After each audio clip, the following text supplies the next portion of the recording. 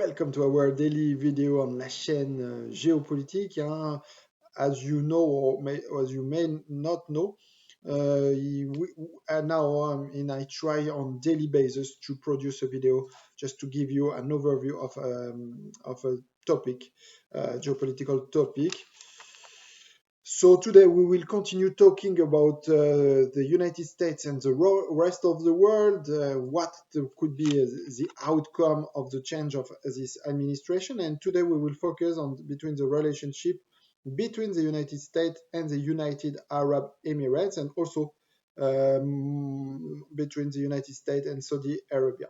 So the relations have never been so warm between Saudi Arabia and the United States, as well with the United Arab Emirates during the Trump era. I mean, President Trump, to show how close he is from the Saudi Arabia and United Arab Emirates, dedicated his first trip overseas to Saudi Arabia and to the United Arab Emirates. And so it completely shifted, let's say, the paradigm of the foreign policy of the United States to really to show that how close are those relations, due to the fact that Saudi Arabia is simply the best, or one of the best client from the military point of view. And that's why during the Trump era, those countries bought a lot of weapons to the United States, such as F-35 for the United Arab Emirates, as a reward for the recognition of diplomatic relationship between United Arab Emirates and Israel. And so, as a reward, they got the opportunity, let's say the grant to buy F-35 fighter jet. I mean, you have to be aware that in the region, only Israel has such a possibility, as is the only country to get such weapons. No Arab countries do have such a privilege, and so President Trump wanted to give this privilege to the United Arab Emirates, which decided to buy 50 fighter 35 F-35 jet, which are worth around 23 billion US dollar. So a very big amount, which has a huge impact for sure on US jobs, especially in the military industry. But suddenly, yesterday, we learned that those sales are currently suspended, meaning that the company who are producing those arms, for example, Lockheed Martin for the F-35, has got his license suspended to export such a weapon. So how we can explain in what exactly the reach of such a decision? It's quite first. I mean, as I said, no one expected such a decision, and it's difficult to assess how what is exactly whether it is a far-reaching decision. Many people do not see as a so far-reaching decision, because even Anthony Blinken just explained that it's a way of just reviewing the decision that has been taken earlier by the Trump administration. So it seems that everyone wants to play down this decision. However, I mean, from the United States perspective, it seems clear that they want let's say to establish a showdown with the United Arab Emirates, just to show that the relationship will not be as good, as warm, as cozy as it was during the Trump era, and that this sale is much more controversial than we think. I mean, I would like to remind that the US Senate, many US senators try to block this sale, like the senator from Connecticut, Senator Murphy, which tried to raise, let's say, the alarm about this decision, showing that we should never allow this sale. especially due to the war in Yemen, and that those weapons could be used in this terrible war, this endless war in Yemen. So probably there is, let's say, a humanitarian and human rights consideration by this current administration. So it remains to be seen for how long it will be suspended, but probably by this decision, they want to bring to the negotiation table the United Arab Emirates and the Houthi with Saudi Arabia. So also at the same time, they decided to freeze the designation of Houthi from the terror list, which is not so much a surprise. We expected such a decision, but which is much more, let's say, much more unexpected. It was only for 30 days. So it means that only also next month, already next month, this decision will be again reviewed. So it shows that also this administration wants to put pressure still on Houthi and do not want to show that it's take they really they really want to give up this idea.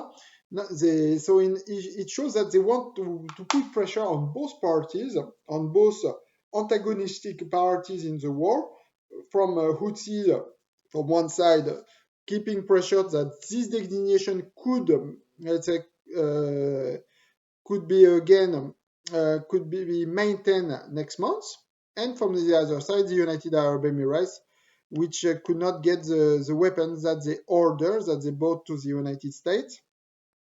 So it shows clearly that this administration has clearly big ambition about political settlement on the war of Yemen due to the dire humanitarian situation, which has never been seen on Earth since decades. Just to be clear, we have not seen such a humanitarian disaster even in Ethiopia in the 80s or in Somalia in the 90s. So it shows though this administration doesn't want to that during his term we see a famine because what could happen is like the United Nations could declare a famine over the next days in Yemen, and clearly this administration has sense of wants to show that the war on Yemen is one of the top priority on the agenda of the foreign policy of the United States.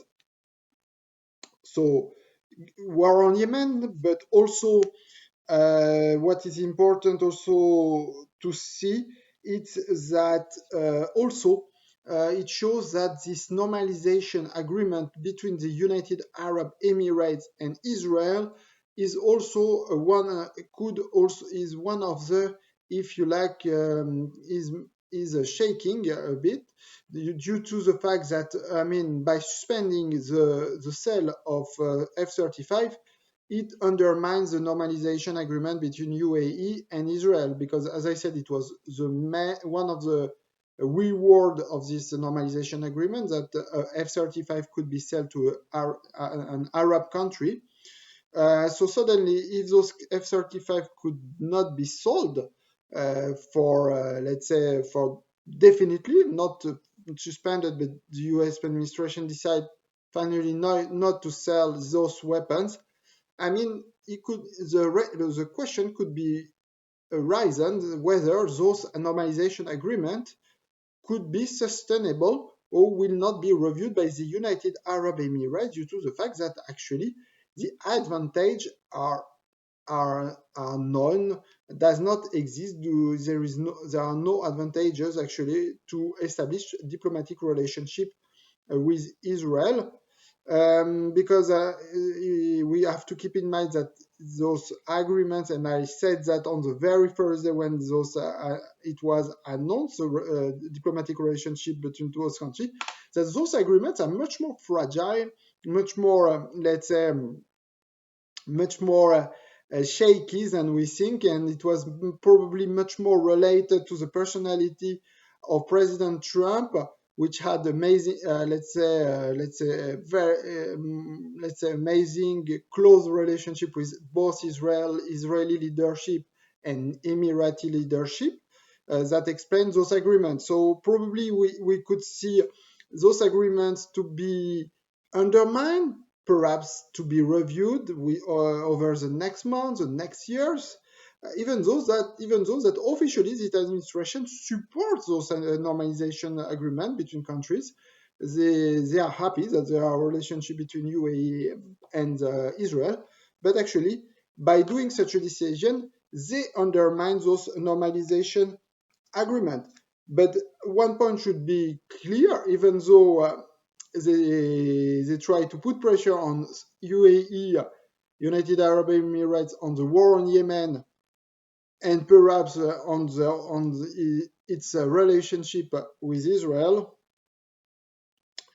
At one point, there is also common ground between UAE and what we can call, let's say, Iranian threat. I mean, this Iranian threat is also perceived in the same way in the United States by Secretary of State Blinken and President Biden. It was not clear whether the United States will make the first move to rejoin the nuclear deal, or they expected Iran to make the first move. And during the conference press from Minister Blinken, it is clear that now that the US expects Iran to be compliant with those nuclear agreements, and to be clear, to make the first move. And the US will make the first move, the same move, if Iran does comply with the nuclear agreement.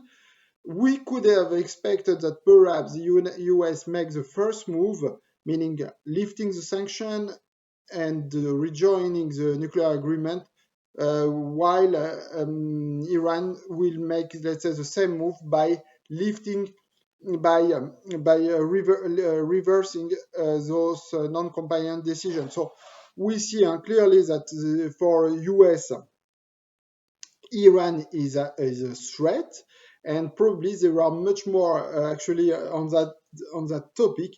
Actually, the previous administration and this administration has much more, fewer discrepancies on the Iranian threat than we think. President Biden and Secretary of State Blinken have a very are supportive, let's say like that, of containment of Iran, to weaken Iran, to lead let's say a tough policy on Iran, while President Obama at that time preferred to, let's say, to demonstrate some concession from the US towards Iran. But it is not exactly the position of President Biden, which is much more pro-Israeli, also Saudi, pro-Emirati, and he wants to protect those countries from Iran. And probably that there will be no change with the previous administration. As a matter of illustration, the B-52 bomber has flown into the Saudi and Emirati and Qatari airspace over the last days, like it was during the Trump administration, in order to deter Iran from attacking those territories. So it is clear that there is a kind of continuation with the Trump administration as far as the Iranian let's say, the policy of Iran and the attitude towards Iran is concerned, even though the Biden administration officially think that US should be part of this agreement. But we see that there is also at the same time no hurry to rejoin this agreement, which President Trump has withdrawn in May 2018.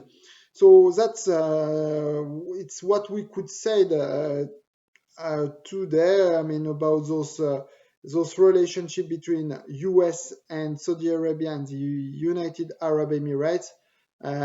Just also, Saudi Arabia also has the weapons, that has been sold to Saudi Arabia have been also suspended, like the UAE.